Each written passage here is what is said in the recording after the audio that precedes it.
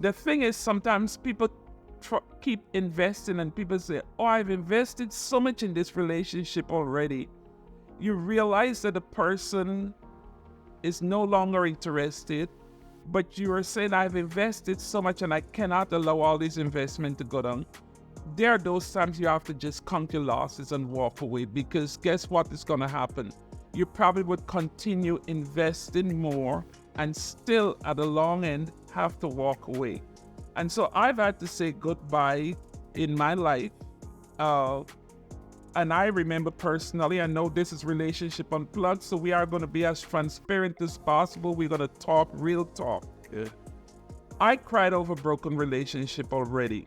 Literally, tears ran out my eyes. But when tears ran out my eyes, I knew, guess what? It's over for real. And the one thing I learned that I want to say to you, if it's over, let it be over.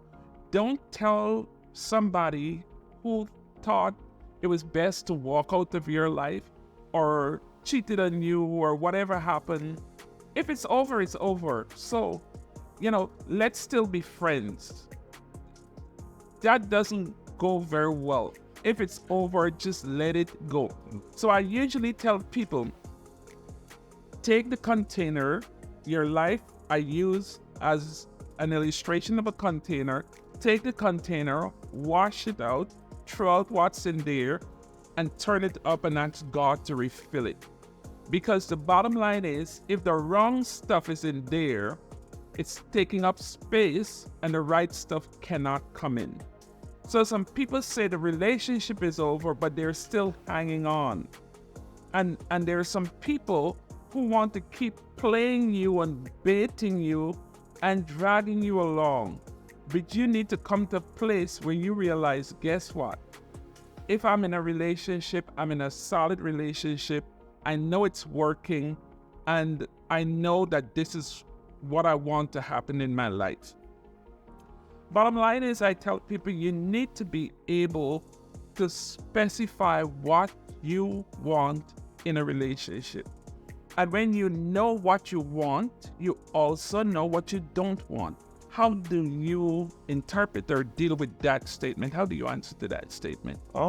First off, you have to self-reflect, understand yourself, where you at currently, where you're trying to go, and that you understand what you believe you would need to succeed.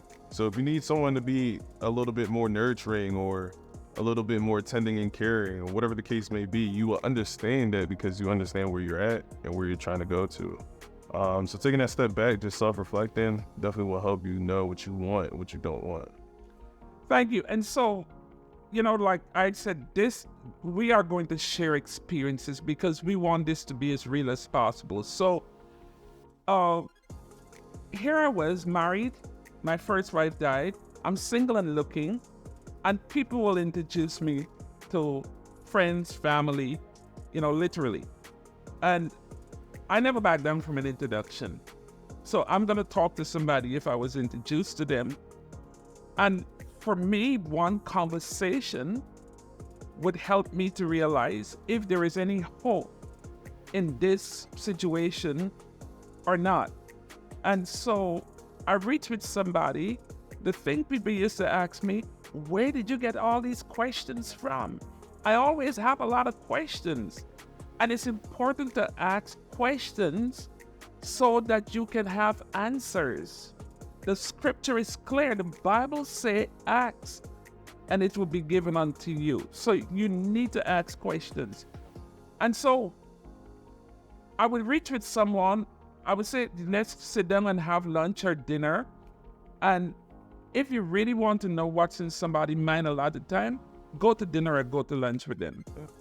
Just make it casual, sit down, chill, relax, laugh, let them be themselves, and you would learn a lot. And I would walk away from that first meeting saying, seem to be a little chance here, or totally, this is not what I want, because there are questions that I have that I'm going to ask, and we're going to talk about the red flag test very shortly, so don't go. Brittany, when you know what you want, you also know what you don't want in a relationship. True. I personally have been in experiences where I recognized immediately what I didn't want. And like Mike said, it kind of like caused you to reflect on yourself and like just really think about what you don't want and what you need to do to keep yourself from being in a situation where you're dealing with something or somebody that just doesn't align with you. Oh, yeah. Thank you. So, look, this is what I'm looking for, and definitely if this is not. So, I usually ask people, what are 5 things you're looking for in a relationship? What are the top 5 things you are looking for in a relationship? And I let people understand that there are some things that you can change, and there are some things you cannot change. And I'm going to share my own experiences also as we go along. So if we should ask you that question, Brittany, you can deal with 3, probably let's say top 3 things in a relationship that you're looking for. Emotional stability and security for yourself. I think it's really important that a man knows how to, deal with his emotions and also receive the emotions of others, and just take them in and digest them, not get mad or, if it's something you don't want to hear, like it causes like a negative reaction. I think financial stability is really important. If you're not secure and in a position to take care of yourself, what is it that you can do for anybody else? True. That's right. And like what you value, that's really important to me. What's important to you, and just kind of your compass on where you're headed. I think that's really important.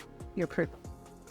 So before Mike answers this question of those top 3 things that's important for your viewing audience, should you try to find out what is someone's very early in the relationship, what is your health status, and what is happening in your life economically? Where are you economically?